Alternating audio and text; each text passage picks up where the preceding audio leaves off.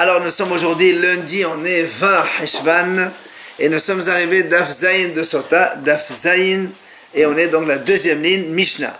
Nouvelle Mishnah, Matitin, Kesad Osela. Alors, on est évidemment dans le cas où le monsieur, il a donc averti sa femme de ne pas s'isoler, et puis après, donc, elle s'est quand même isolée, avec un ou deux témoins en fonction de la Mahalot Rabbi Eliezer Rabbi Yoshua. Maintenant, il va évidemment lui faire subir le test. Comment ça marche? Il dit que ça, c'est là, comment il fait? D'abord, le monsieur, il amène sa femme donc devant le tribunal de l'endroit où il se trouve, de la ville où il se trouve. Et là-bas, au Mosrin, lo Shene Talmidei Hachamim, et le Bedin, ils vont lui confier deux Talmidei Hachamim pour l'accompagner pour aller à Yerushalayim, parce que la Sota ne peut se faire que dans le Hazara de Beit HaMikdash à Yerushalayim. Mais avant de faire le trajet et le voyage, on ne le laisse pas voyager seul avec sa femme, on verra tout à l'heure dans la Gemara. Donc, c'est ce que fait. La Mishnah le dit déjà, on lui confie deux Talmidei Hachamim, deux sages, pour l'accompagner dans la route, mais avoir aller à Badr, de peur qu'il vienne à avoir une relation avec elle dans la route. Rabbi Yehuda Omer, Ba'ala ne'eman alea. Rabbi Yehuda lui dit, on n'y a pas besoin d'avoir deux Talmidei Hachamim, le mari lui-même, il est ne'eman, comme quoi il ne va pas aller avec sa femme pendant le trajet. Voilà ce que nous dit la Mishnah. Alors la Gemara dit, quand la Mishnah dit, selon le premier Tanakama, comme quoi il lui donne le tribunal deux Talmidei Hachamim. Pourquoi deux? Parce que deux plus lui, le monsieur, ça fait trois. Donc, la Gemara dit, Lema Mesaya le Rav. Alors, est-ce qu'on va dire, ça va aider ce qu'il a dit Rav? Qu'est-ce qu'il a dit? Le Amar Rav Yehuda Amar Rav. Rav Yehuda, au nom de Rav, il dit comme ça. Lo shanu ela ba'ir. Aval baderech ad deka shelosha. Là-bas, on parlait de Yihoud. On a dit que c'est assourd qu'une femme elle s'isole avec un homme seul. Et on dit même avec deux, c'est assourd. Et après, on a dit, là-bas c'est marqué dans la Mishnah, mais une femme elle a le droit de s'isoler avec deux hommes dans la ville. Mais dans la route, non. Pourquoi non deux hommes? Parce que si, imagine, quelqu'un, il a envie d'aller faire ses besoins, il s'éloigne, donc du coup, l'autre, il va se retrouver seul avec elle. Alors, c'est pour ça que dans la route, il en faut trois. Alors, comme ici, on a dit qu'il faut lui donner deux Talmidei Hachamim, avec le monsieur, ça fait trois, donc ça aide ce qu'il a dit Rav. Alors, on m'a dit, est-ce que c'est bien cela? Alors, la Gemara a dit, non, là, c'est pas pour cette raison. Alors, pourquoi on met deux Hachamim? Il dit non, tout simplement parce que ici on veut qu'au cas où le monsieur il ait une relation avec sa femme, au moins il y a deux témoins. C'est pas ça qu'on les met deux. Alors là on m'a dit très bien. Maintenant on a dit deux Talmidei Hachamim. On n'a pas dit deux monsieur, n'importe quel. Il faut deux Talmidei Hachamim. Alors Talmidei Hachamim in kol mala. C'est-à-dire les autres personnes, les autres monsieur non. Pourquoi? Là encore, est-ce qu'on va dire ça va aider l'autre enseignement de Rav? Qu'est-ce qu'il a dit? Quand est-ce qu'on a dit que à propos de la femme qui a le droit de s'isoler avec deux hommes dans la ville mais pas dans la route, seulement s'ils sont cachers. Aval prosim, mais si ces hommes-là ils sont protim, c'est-à-dire c'est des gens pas bien, ami là. Même 10 hommes, une femme n'a pas le droit de s'isoler avec 10 quand ils sont de mauvais comportements. De mauvais comportements. Et la preuve, la Gemara raconte là-bas, il y avait comme ça une histoire. Il y a une fois 10 hommes, ils ont pris une femme et qu'ils ont fait croire comme quoi elle était morte. Ils l'ont mise dans un cercueil, ils l'ont sortie en dehors de la ville pour abuser d'elle par la suite. Donc tu vois bien que si on envoie des Talmidei Hachamim, c'est justement pour éviter cela. Donc ça aide ce qu'il a dit Rav. Là, on m'a dit non. Là, c'est pas du tout un soutien pour Rav. Tu sais pourquoi on a mis deux Talmidei Hachamim? Tout simplement, tout simplement pour savoir lui faire l'avertissement. Parce que si on ne l'avertit pas, ça ne sert à rien. Après, tu ne vas pas dire donc il a été avec sa femme. Là, au moins, on peut lui faire l'avertissement. Les Talmidei Hachamim savent avertir des gens pour lui dire attention, c'est assourd d'aller avec ta femme au cas où, donc tu ne pourras plus faire donc le test de la sota, puisque nous on a dit que si la femme elle a été soupçonnée par son mari et que avant de lui faire subir les eaux, le mari il a une relation avec elle, c'est terminé, les eaux n'auront plus aucun effet sur elle. Les deux témoins, c'est pas eux qui doivent aller au Beddin? Non. Pas spécialement. Ils doivent juste l'accompagner au tribunal. Ça, c'est 2 témoins pour la route, c'est tout. Et ceux qui ont... Lui, il va là-bas, il dit voilà, j'ai averti, elle s'est désolée. Et donc, le tribunal de l'endroit, il dit voilà, tu as un papier, tu vas aller là-bas pour faire le test de la sota. Donc, ils ont déjà entendu. Ici, c'est juste pour accompagner. Après, on a dit dans la Mishnah, Rabbi Yehuda Omer Ba'ala V'chole. Rabbi Yehuda, il dit non, on n'a pas besoin de lui donner deux monsieur qui l'accompagnent. Lui-même, il est né Eman. Le mari, il est né Eman de ne pas avoir une relation avec elle dans la route, pendant le voyage.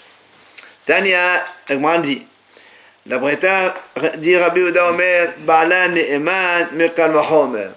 Rabbi Yehuda, tu sais pourquoi on a confiance en mari? C'est parce qu'on fait un raisonnement Mekal Vachomer de ce qu'on va dire maintenant. A fortiori. Comment? Il dit Omanidda shehi becharet ba'ala neman alea sota shehi belav lachol sheken. Rabbi Yehuda te dit si déjà avoir une relation avec une femme nidda, c'est hayav karet. Pourtant, on fait confiance au mari. Quand il est dans sa maison seul avec sa femme, on fait confiance. On ne va pas lui mettre 2 témoins chaque fois que la femme est nidda. Donc pour le karet, on fait confiance. Ici, au cas où il va avec elle, c'est uniquement un lave. C'est uniquement donc un commandement négatif de la Torah, donc il n'y a pas de carré. A fortiori qu'on va lui faire confiance. Ouais. D'accord. Elle pourrait, par exemple, essayer de le séduire pour justement que après ça ne marche pas les autres. Elle pourrait faire ça, la femme. Oui, mais lui, c'est pas son intérêt. Lui, il veut justement savoir si elle agit mal et il veut la divorcer. N'oublions pas qu'il y a quand même une différence énorme. Au cas où elle a fauté, il la divorce, on lui donne tout bas. Donc c'est pas, on ne rigole pas ici, c'est que lui il veut la sortir pour ne pas lui donner sa touba. Et elle a dit non, moi j'ai rien fait, tu me donnes la touba. Tu as un problème d'argent ici. Ça y est, en dehors du Issou. Quoi qu'il en soit, donc on a un raisonnement. Quand si déjà les Dabekarat on lui fait confiance, alors à fortiori sont inquiets, à fortiori qu'on lui fait confiance. Et là, Hachamim, pourquoi ils disent non? Banan, il y a notenet. Hachamim ils disent justement, c'est cet argument qui est contre toi. Pourquoi? Au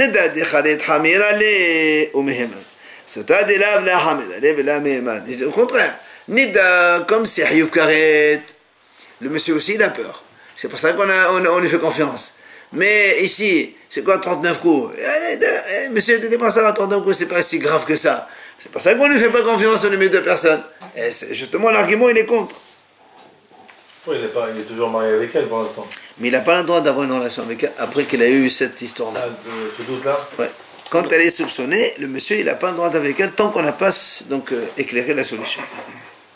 Pas ce doute, c'est une de sota. Ah oui, avertissement plus isolement, c'est ça. On est, on est dans comme on l'a dit au début, il l'a averti, plus elle s'est isolée. On est dans ce cadre. Alors, donc, alors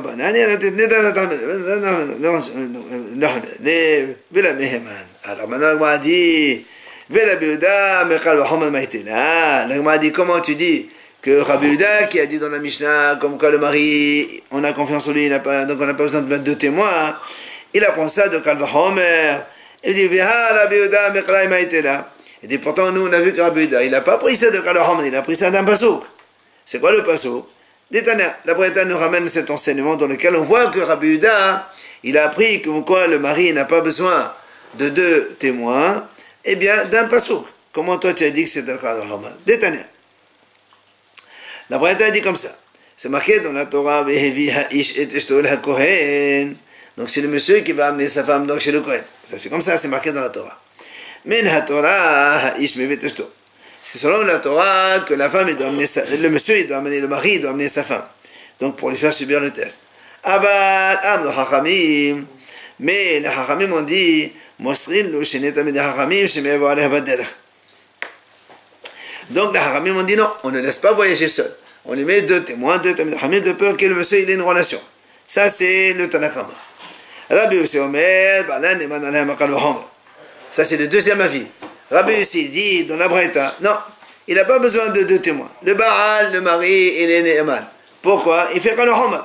Le même Kal Hamad qu'on a fait tout à l'heure pour Rabbi Yehuda, c'est Rabbi Yossi qui le fait ici. Uman nida shebecharet bala neman alea. Sota shebelav lachol sheken. Donc c'est déjà un nida que c'est un Hiyuv Karet, on fait confiance au mari. Ici que Hiyuv seulement lave, a fortiori qu'on lui fait confiance. Abdolo, les Hachamim lui ont répondu, non, là, pas du tout. Im amlat banida shekenish la heter, Thomas besota shena heter, vous-même, même ta'ako, vegomer. Hachamim dit pas du tout. C'est pas comme ça qu'on raisonne. La nida, d'accord, c'est vrai que c'est Karet. Mais pourquoi tu veux qu'il fasse le péché? Puisque dans quelques jours, il va être permise. Alors que cette sota, elle ne va jamais être permise tant qu'elle n'a pas subi les eaux, et peut-être qu'elle ne va pas du tout sortir de là. Alors au contraire, il dit les gens ils adorent l'interdit. Alors peut-être qu'il va aller cette femme justement. Donc tu vois bien que ton raisonnement ça ne marche pas. Et là on nous ramène la vie de Rabbi Yehuda dans le passage. Rabbi Yehuda omer min haTorah ha'ish mevit eshto lakon shenemar vehevi ha'ish et eshto. Rabbi Yehuda dit voilà, c'est marqué clairement dans le passage que c'est le mari qui amène sa femme chez le Kohen. Il n'y a pas marqué, la Torah n'a pas dit qu'on lui donne de monsieur. D'accord, là on voit, hein. C'est-à-dire, au début c'était pas Rabbi Yehuda? C'est Rabbi Yossi qui a dit ça. Dans la Braïta, on a Tanakama, Rabbi Yossi et Rabbi Yehuda. Dans notre Mishnah, nous, on n'a que Tanakama et Rabbi Yehuda. Dans la Mishnah, on a Tanakama, il a dit il faut deux Talmid Chachamim, et Rabbi Yehuda il dit non, pas du tout. Et dans la Braïta, on a, le premier il dit il faut donc deux Chachamim. Rabbi Yossi il a dit non, Ba'la Ne'eman Alea, il n'a pas besoin de Talmid Chachamim, mais il apprend ça de Kal Hamad. Et Rabbi Yehuda il dit non, le monsieur tout seul suffit, mais c'est pas par un Kal Hamad. Parce que le passage qu'il a dit dans la Torah, c'est pas ça qu'on a dit. On voit une fois Rabbi Yehuda il dit un raisonnement Kal Hamad, et nous on a dit ben non, pourtant on a vu que Rabbi Yehuda il a sorti cet enseignement, pas d'un Kal Hamad, mais du passage de la Torah, c'est la question qu'on a posée. Alors la Gemara répond Ama lihu Kal Hamad belisha ufilchua be'adam anokra. Et la Gemara dit c'est pas un problème, c'est vrai. Rabbi Yehuda d'abord il aura sorti le Kal Hamad. Comme quoi Nida, Karet et le Sota s'élave. Et comme Haramim ensuite ils ont cassé le Kal Hamad, mais au contraire, la Nida, comme on a dit ici, elle va être permise après, il ne va pas fauter, mais l'autre qu'elle ne sera jamais permise, c'est pour ça qu'il reste de voter. Comme ils ont amené cet argument pour lui contrer son raisonnement, donc Kal Hamad, alors il a rapporté un passo. Donc en fait il a apporté les deux, mais il a commencé d'abord par le Kal Hamad, ensuite il a amené le passo parce qu'il a été objecté. Ça veut dire que le Kal Hamad c'est plus fort que le Passouk? Non, c'est au contraire, Kal Hamad a été objecté. Ouais, mais non, mais... Donc, tant que Kal Hamad ne marche pas, alors pourquoi tu dis qu'il faut le Ba'al Ne'eman? Non, parce qu'il y a un passo. Alors il n'y a plus rien à dire. Alors, la Gemara a dit Rabbi Yehuda Haino Tanakama, et Kabenaim Aval Amru. La Gemara a dit Rabbi Yehuda chez nous. Rabbi Yehuda chez nous, quand il a dit Ba'al Ne'eman Alea, c'est la même chose que Tanakama. Quand il a dit, dans la Braïta, on a vu c'est la même chose. Parce que Tanakama aussi, il a dit comme ça. C'est quoi la différence? Il a dit dans la Tanakama, il a dit comme ça. La Torah, elle a dit un homme, il amène sa femme. Donc ça veut dire lui seul.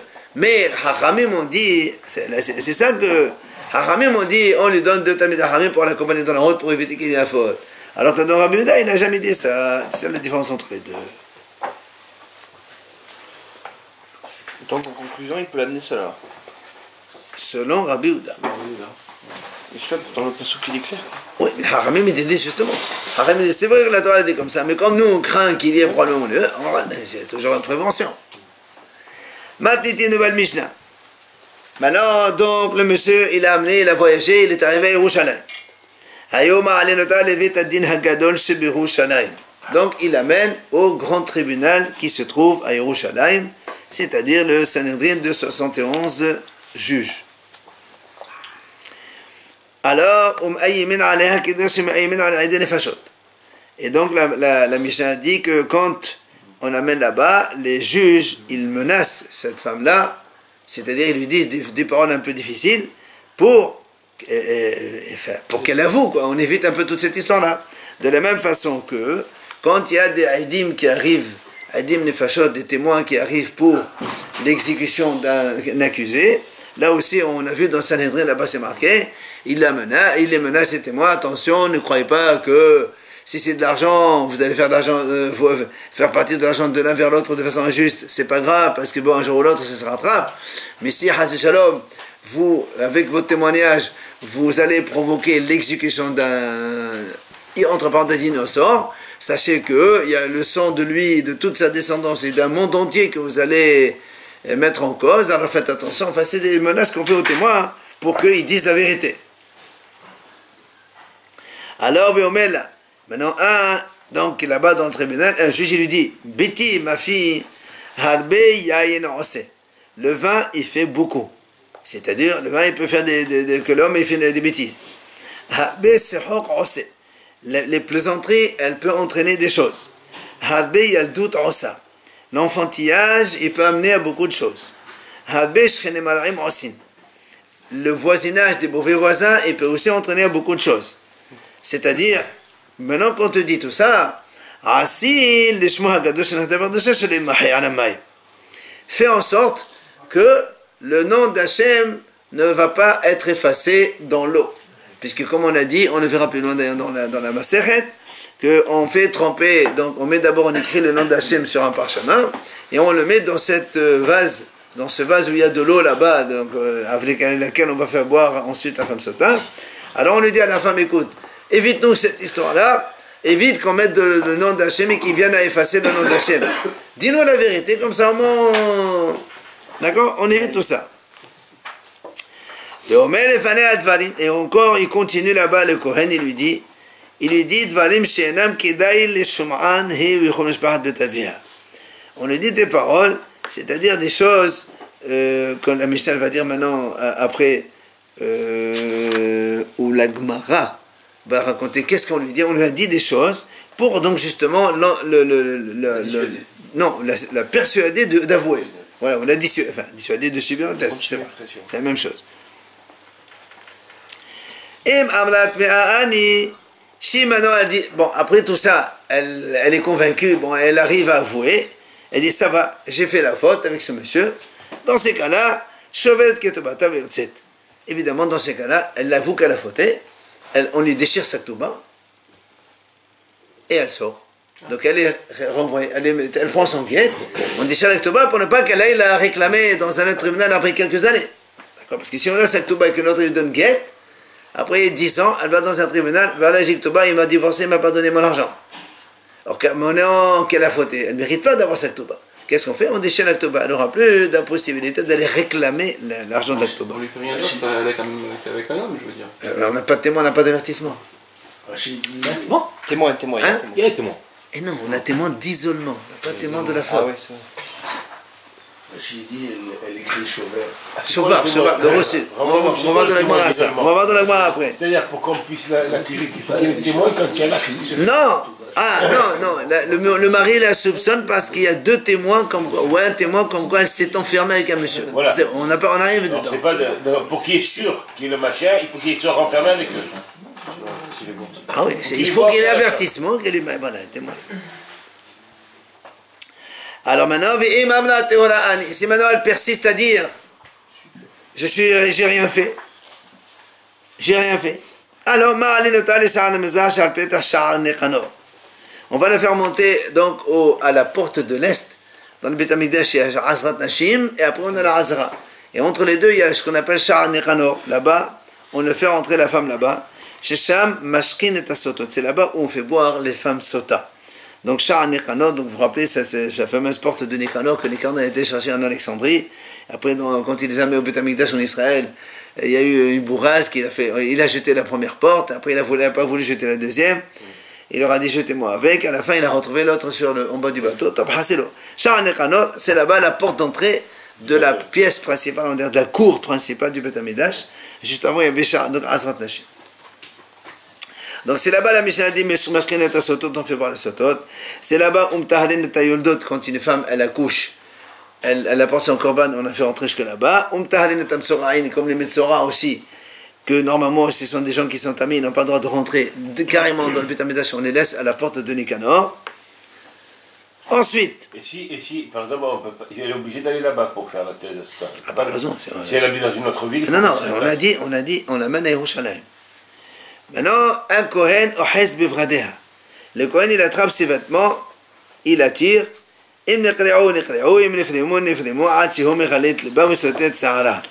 Donc, si les vêtements ils se sont déchirés, on s'en fout. S'ils se sont un peu ouverts, on s'en fout. Et après, il lui enlève le couvre-chef, donc il lui découvre ses cheveux.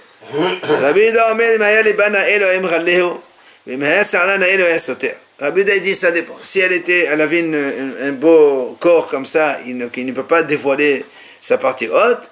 Et s'il avait des beaux cheveux non plus, il n'avait pas à donc dévoiler ses cheveux. Si elle avait l'habitude de s'habiller avec, ou si elle était habillée avec des beaux habits, on enlève ses beaux habits, on lui met des habits noirs. Comme ça, elle sera moche.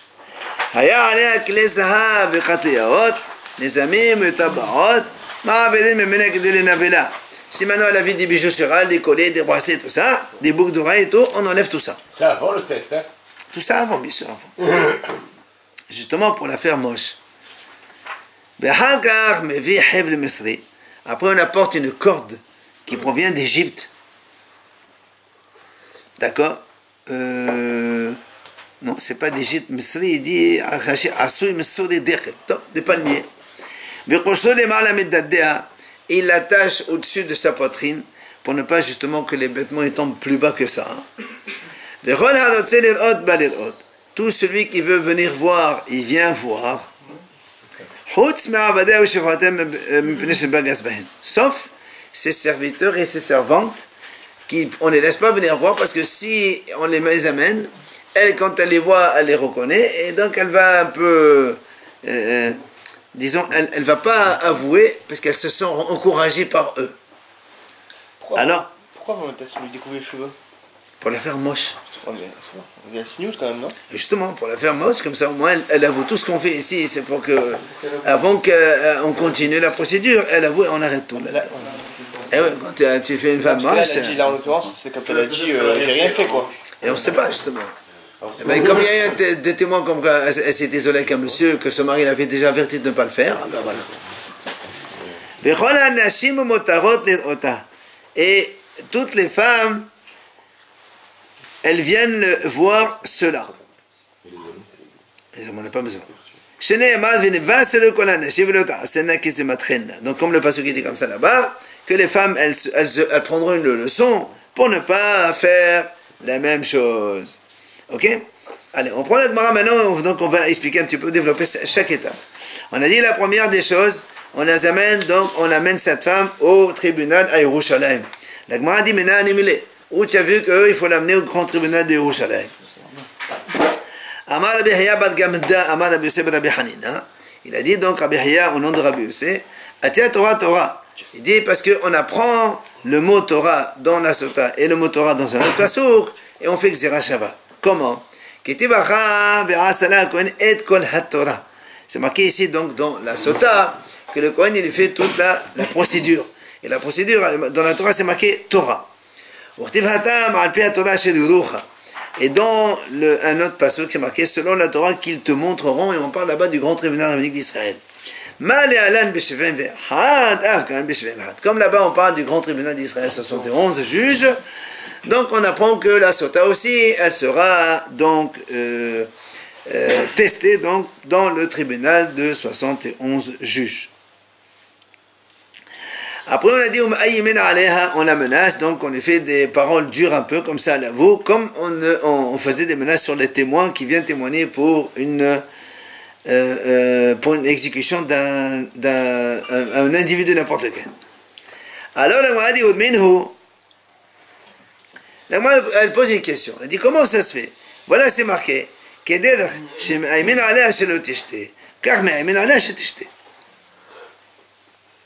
il dit, nous on a vu, de la même façon qu'on la menace pour qu'elle ne boit pas, on la menace aussi pour qu'elle boit. Alors c'est contradictoire, si tu la menaces pour qu'elle ne boit pas, c'est-à-dire donc elle avoue, comme ça au moins on ne fait pas le test. Après elle m'a dit non, et on la menace pour qu'elle boit, ça veut dire on a déjà c'est contradictoire. Une fois tu dis on la menace pour ne pas boire, une fois tu dis on la menace pour boire. Comment? Alors il dit comme ça. Et la Gemara continue d'abord dans la question. On la biti, on lui dit comme ça. Ma fille, si tu es sûr que tu es pur et que tu n'as rien fait,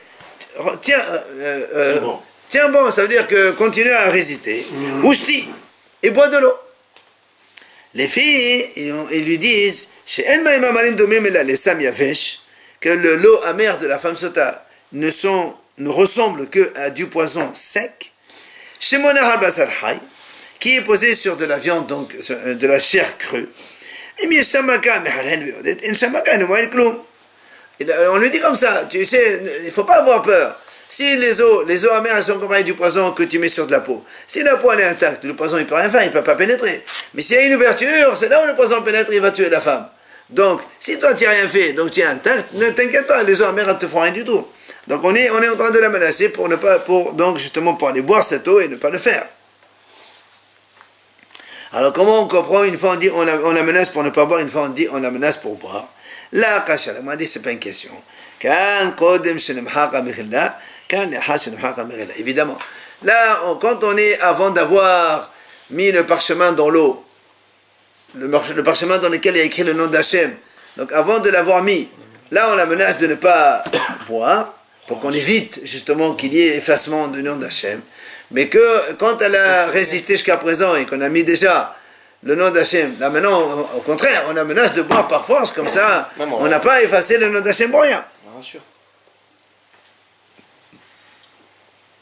Après, on a dit dans la Mishnah, on dit dans la Mishnah, on dit devant elle des paroles comme ça. Tano Rabbanan, qu'est-ce qu'on dit? On lui dit devant elle des choses, des histoires qu'il y a eu avec donc nos ancêtres premiers. Par exemple, Kéron. On dit par exemple, donc c'est pas ce qui dit comme ça, que les sages ils disent la vérité et ils ne mentent pas, ils ne craignent pas.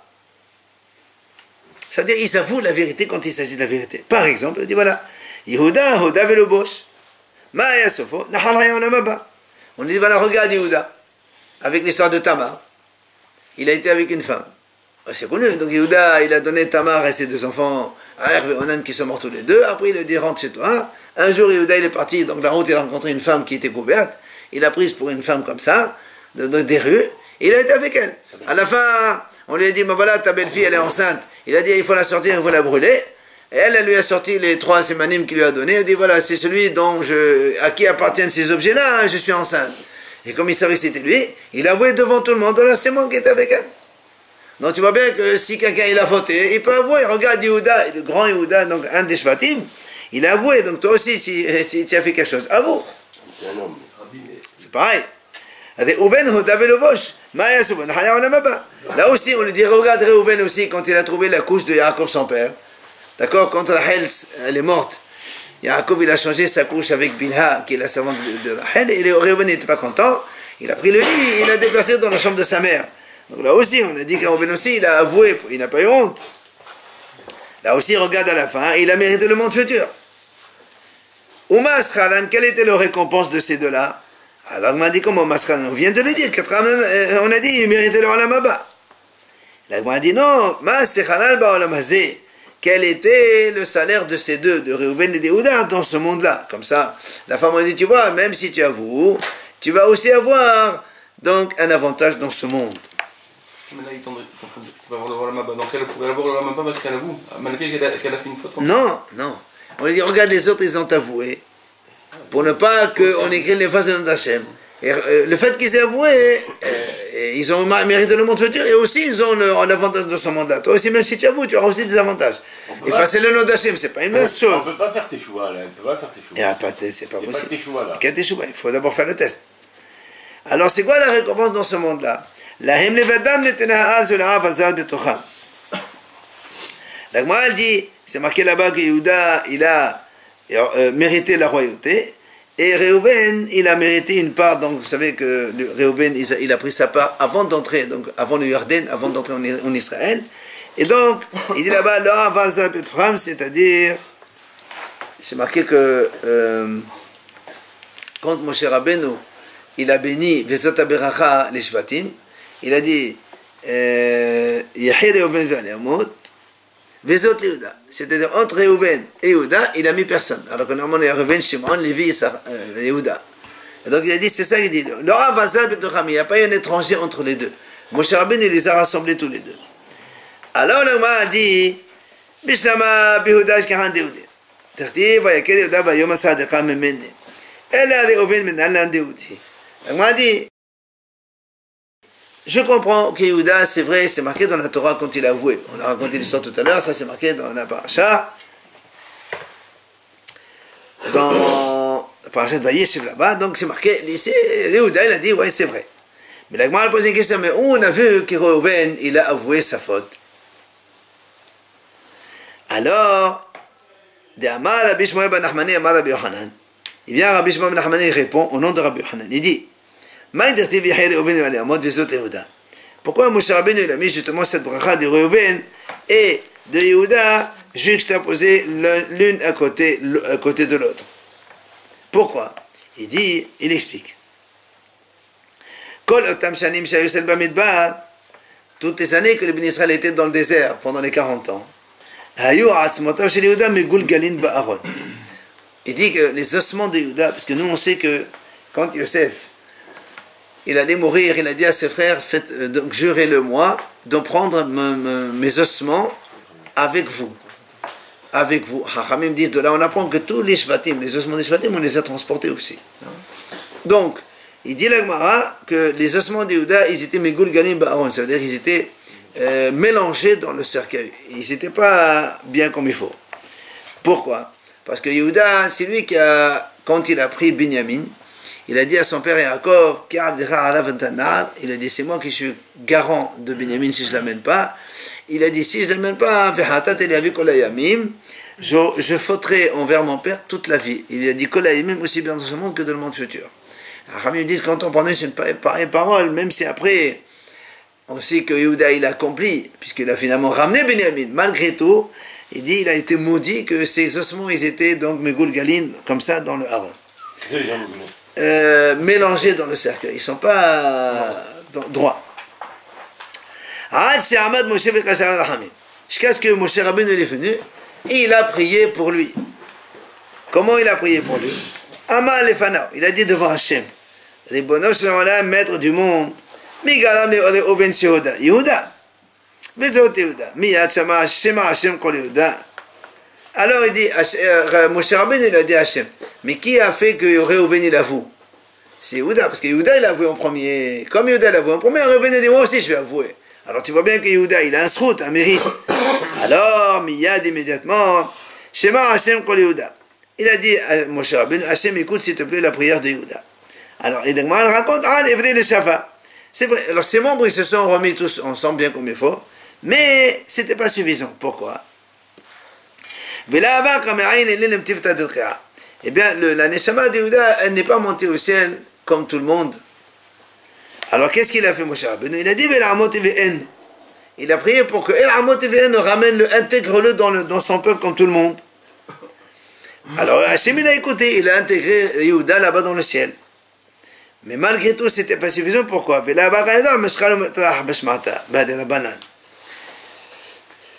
Il dit parce que Yehuda là-bas, c'est vrai que Neshama était présente, mais il ne comprenait pas les discussions de Torah qui se passaient là-bas. Alors à quoi ça sert d'être là-bas si on ne comprend pas? Alors Moshe Rabbeinu il a continué à prier, il a dit Yadav Ravlo. Alors Yadav Ravlo, il a commencé à discuter avec eux, mais ce n'était pas suffisant. Donc il discutait, mais il n'arrivait pas lui-même à trouver la halakha comme il se doit. D'accord? Alors, à la fin, Moshe Rabbeinu a dit non. Et il a fini par prier pour que Yehuda il comprenne tout. Il arrive aussi donc à déduire la halakha. Finalement, donc Yehuda il a prié, il a avoué, Moshe a prié pour lui, il est arrivé donc comme il faut. Maintenant, on a dit Bishama Yehuda Deodé Kichid, elle a été tamal. Elle a dit Oven la malé Deodé. Donc, on a dit je comprends, Yehuda, quand il a avoué, ça a servi. Évidemment, puisque s'il n'avait pas avoué, on aurait brûlé Tamar. Et là, grâce à son aveu, on n'a pas brûlé Tamar. Donc c'est important, la conséquence elle est importante. Mais quand Réhouven il avoue que c'est lui qui a changé la couche de son père, et alors qu'est-ce qu'on a gagné de ça? Alors pourquoi donc tu dis que Réhouven c'est important aussi? La Gemara répond, c'est ça la question encore. Il dit, Rav Sheshat, pourtant nous on s'est marqué que celui qui il avoue sa faute, si ça n'a aucune conséquence, il est hatsouf, il est effronté. Qu'est-ce que tu parles devant tout le monde, tu dis que ça fait un péché, à quoi ça sert? Donc pourquoi Réhouven dit, c'est moi, et alors qu'est-ce qu'on gagne? Il n'y a aucune conséquence pratique pour toi. Il dit non, c'est important qu'il y ait c'est important pour ne pas que ses frères ils soient soupçonnés par leur père. Parce que Yaakov, il n'est pas au courant qui a fait ça. Et donc Yaakov, il peut soupçonner Réhouven, Shimon, Lévi, Yehuda, Issachar, Zevulun, les 6 enfants de Léa. Donc, comme Réhouven, il a avoué, il a enlevé le soupçon sur les autres frères. Donc tu vois bien que c'est important d'avoir avoué pour Réhouven. Dernière, une autre idée de la Mishnah. On a dit dans la Mishnah. Que les autres frères, ils auraient changé la couche. Voilà, c'est pas eux, c'est lui qui a fait ça. Ah, c'est pas par rapport à ce qu'ils ont vendu. Si maintenant la femme a dit je suis impur, qu'est-ce qu'on a dit? Shovelet ketubata. On a dit donc elle déchire la ktuba. Ou, comme la Gemara a dit maintenant, shamat mina kutvin shova. Alors, la Gemara a dit que shovelet ketubata, donc selon la première explication qu'on comprend, parce que le mot shover, ça vient du mot shovar. Shovar, c'est un reçu. C'est-à-dire qu'on dit à la femme, tu écris un reçu, comme quoi, donc elle écrit, je ne mérite pas la ktuba, ou bien elle dit, c'est comme si que la ktuba, elle est déjà reçue, 2 secondes, où c'est que c'est ça? Qu'est-ce qu'il a dit? Rashi Shovet Ketubata. Alors, et on va pas, voilà. Si elle dit Ma'ani, Shovet Ketubata, Shovet. Côté de Shova, voilà, elle dit, elle marque, j'ai fauté, et donc je n'ai au droit à rien de Maktuba. Voilà le reçu. Elle marque dessus. Elle marque sur un papier, et ça on donne au mari. Comme ça le mari le garde. Au cas, un jour elle vient avec sa Ktuba au tribunal dans 10 ans, voilà, ou bien les enfants, il y en a marre, maman, elle n'a pas reçu sa Ktuba, madame regarde. C'est pas de Ktuba. Alors la m'a dit, donc d'après ce qu'on vient de dire maintenant, on écrit un reçu, parce que là-bas il y a une discussion. Est-ce qu'on écrit un reçu ou pas? Parce que si on écrit un reçu, la responsabilité de conserver le reçu, la garde du reçu, ça va aller au mari. Ici, le père, la femme, elle va venir encore de nouveau chercher un deuxième toba. Il n'y a pas de bédine, hein? Hein? Justement, pour l'instant, moi, j'ai expliqué selon la conclusion d'Agmara. Elle va aller à Bédine en Amérique. Elle dit, voilà, monsieur, j'ai une toba, il ne m'a pas payé. Eh bien, ils se mettent en relation avec le Bédine. À l'époque, il n'y avait pas de relation. À l'époque, il n'y avait pas de relation. Il n'y avait pas de téléphone. De se remarier, là, en même temps, pas. Cette femme-là? Ouais. Bien sûr que quand elle est... Le mari peut garder ce papier pour lui faire une mauvaise réputation, s'il veut aussi. Non, c'est sûr de faire la sonara sur les gens. Elle a fait, tiens, pris ton papier. Comment la sonara? Non, dire attention. Monsieur, c'est pas parce que tu as vu quelqu'un fauter que tu vas le dénoncer devant tout le monde, monsieur. C'est une misère, non? Mitzvah, c'est Mishmor, c'est un sourd, c'est les sonara. Ce genre de misère. Il n'y a aucune genre. Il y a le Bédine, déjà, c'est celui pour lui. Alors, donc, on m'a dit, donc, ça veut dire qu'on écrit un reçu, et donc c'est le mari qui va être obligé de garder ça précieusement dans son corps pour ne pas qu'il le perde. Amar Abaye teni meklat. Il dit non, il ne faut pas dire, il écrit un reçu. Elle déchire la ktuba devant le bédine. Comme ça, le mari, il ne craint rien. Elle ne peut plus amener ktuba, voilà, c'est ma ktuba, il ne m'a pas payé. Tiens, pas de ktuba, on la déchire devant elle. Amalé là-bas, ben, Shovet Ratat. Rabbi dit, mais pourtant c'est marqué dans la Mishnah, Shovet, donc il y a marqué Shovar, donc ça veut dire un reçu. Oui, le mot Shovar, dans la Gemara, c'est. Shover, on ne casse pas un papier. Oui, voilà, mais non, ça pourrait. Shover, si tu casses une table, une chaise, tu ne casses pas un morceau de parchemin, ça ne se casse pas. Ah, elle, hein? On casse un contrat en tout. C'est vrai. D'accord. Mais en français on dit ça, mais on dit pas Shover, star. Et là, on finit. Et là, comme j'ai une codine Ktuba Askana. Rabbi dit c'est vrai. Ça dépend. Si on écrit Ktuba, parce qu'avant, à l'époque, à cause des goyim, des fois on n'écrivait même pas de Ktuba. Devant le tribunal, on s'est assez marié comme elle était jeune fille, les goyim ils interdisaient Madrasa. Et donc pour le tribunal, il sait qu'il lui doit 200. Alors quand on n'écrit pas de Ktuba, évidemment on écrit un reçu. Et quand il y a une Ktuba, on déchire la Ktuba. Voilà, deux choses, il y a les deux, on peut confondre les deux. Moi, la solution est ça.